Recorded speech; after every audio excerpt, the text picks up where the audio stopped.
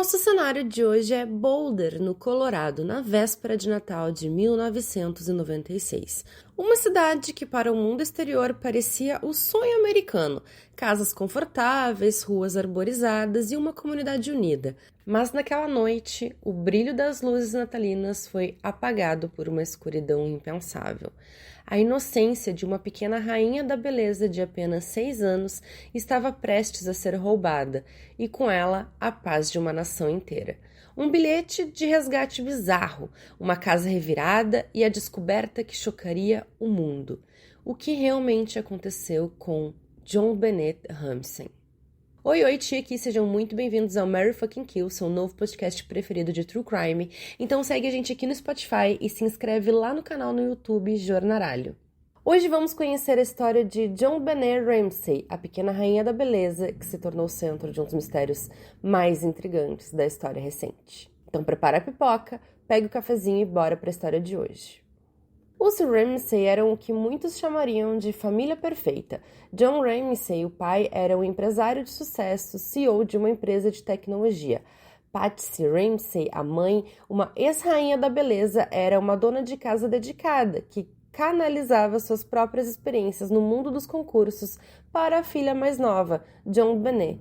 JonBenét, de apenas 6 anos, era uma menina linda, carismática e para muitos já era uma estrela.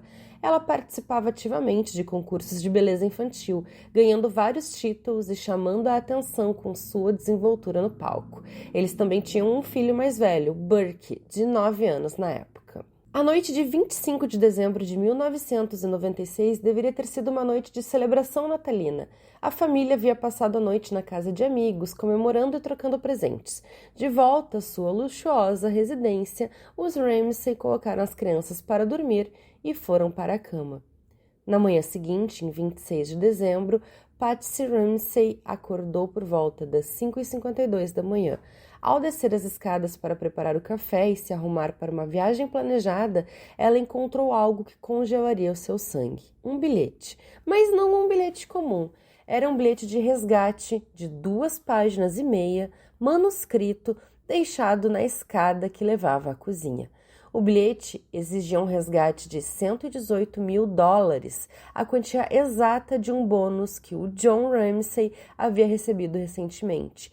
Ele ameaçava decapitar JonBenét se a polícia fosse contatada. Patsy, em estado de choque, correu para o quarto de JonBenét, que estava vazio. Aterrorizada, ela gritou por John e ligou para o 911. A resposta policial foi imediata, mas controversa. Ao chegar na casa dos Ramsey, a polícia de Boulder não isolou a cena do crime de forma adequada.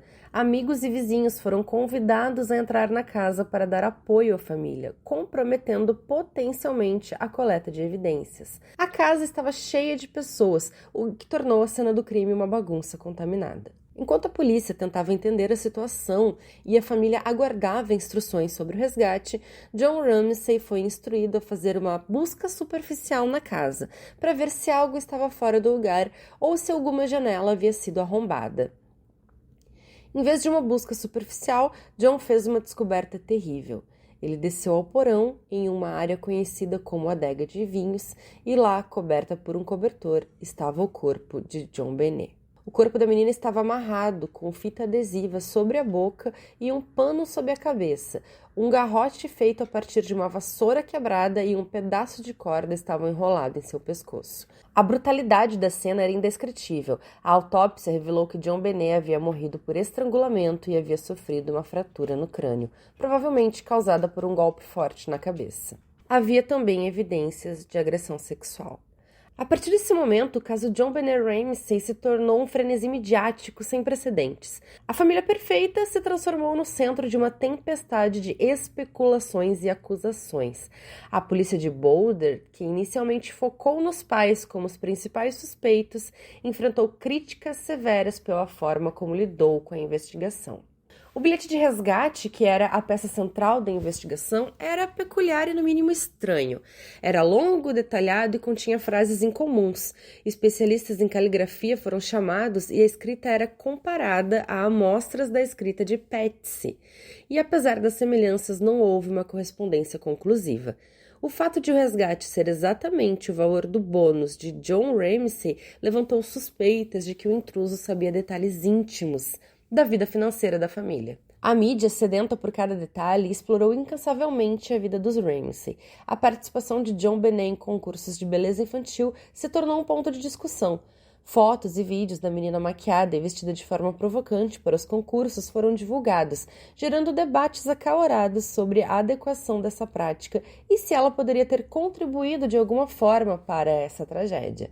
Para muitos, a imagem da pequena rainha da beleza contrastava dolorosamente com a brutalidade da sua morte. Os pais John e Patsy mantiveram sua inocência firmemente desde o início.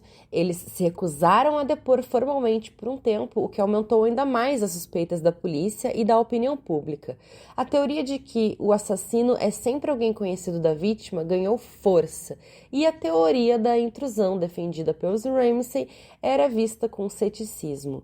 Como um intruso poderia entrar em uma casa grande, sequestrar e matar uma criança sem ser detectado e ainda deixar um bilhete de resgate tão elaborado? Ao longo dos anos, várias teorias surgiram e desapareceram.